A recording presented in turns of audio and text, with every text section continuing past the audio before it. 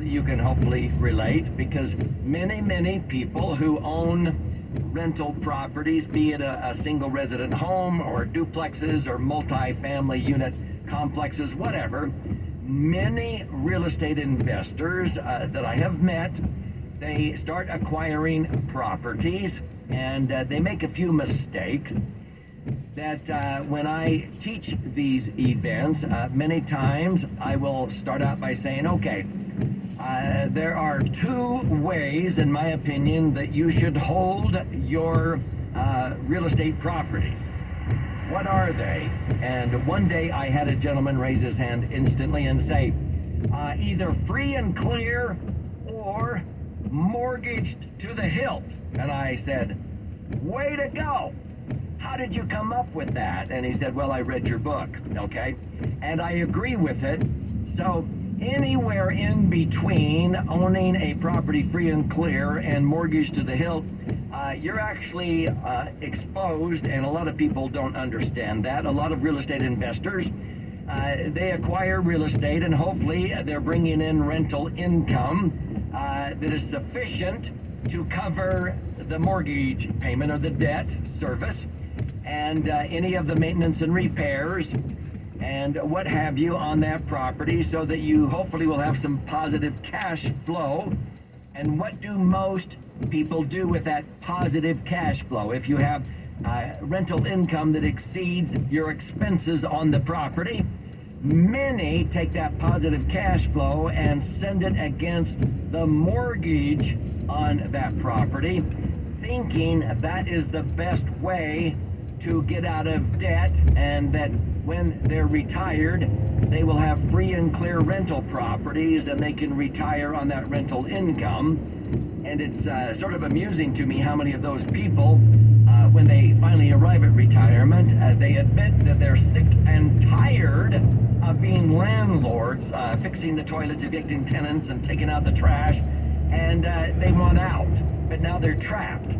And they have these properties that have appreciated, and they've done 1031 exchanges, inheriting new headaches and deferring, and so they think they're avoiding tax by continuing to do 1031 exchanges, and they think that every time they sell a property that yes, they have to buy a like property on a 1031 exchange, but they also make the mistake of thinking that they must take all the equity from the former property and pay it into a huge down payment into the new property.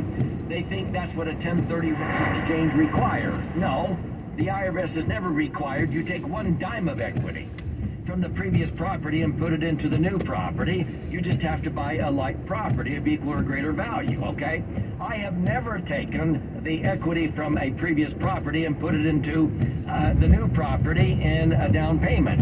I've satisfied down payments, but not with my own money. I keep that money liquid and safe for many reasons. But most people, they pay these huge down payments, and then they take any positive cash flow and they send it to the mortgage company. Here, Mr. Mortgage Banker, there's an extra $1,000 this month. Please apply this against my mortgage. By the way, don't pay me any interest on this money. If I want it back, I'll borrow it back on your terms and prove there's a need why I should have it.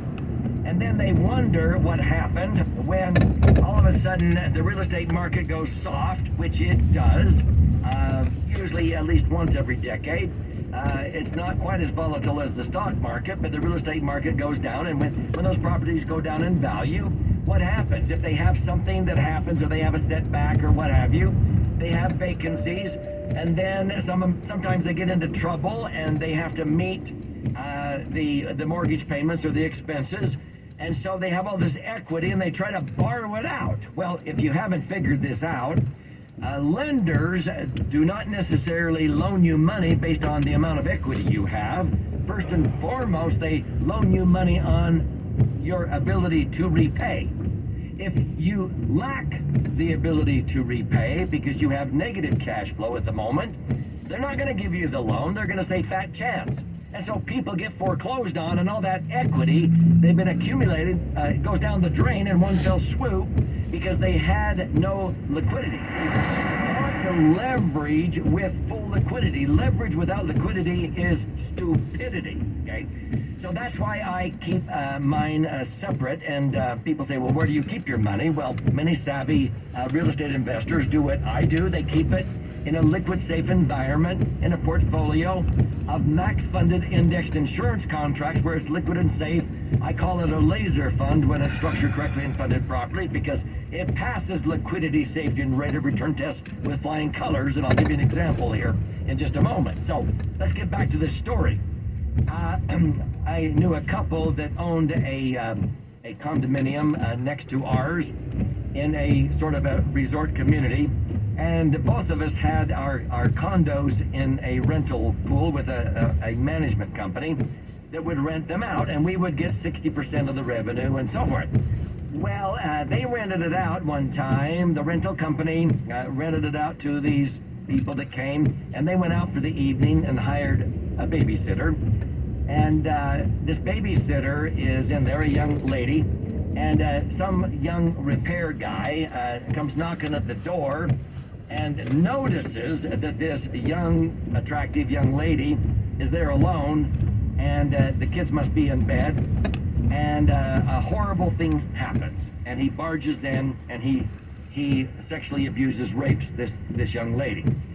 Well, of course, they sued, okay, all the way up the line. They sued the rental agency, which was a limited liability company, and so they had limited liability, but they went up to the owner, my friends, and they got sued, and they won the lawsuit because they didn't have two peepholes, okay? If you're going to rent it out, you have to have a peephole at the height of a teenage babysitter, as well as the height of an adult, and since they didn't have two peepholes in the front door, they were liable, okay? And so what did the attorneys look for when they were suing them?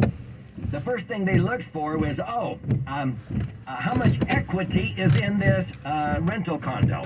Oh, look, they've been paying it off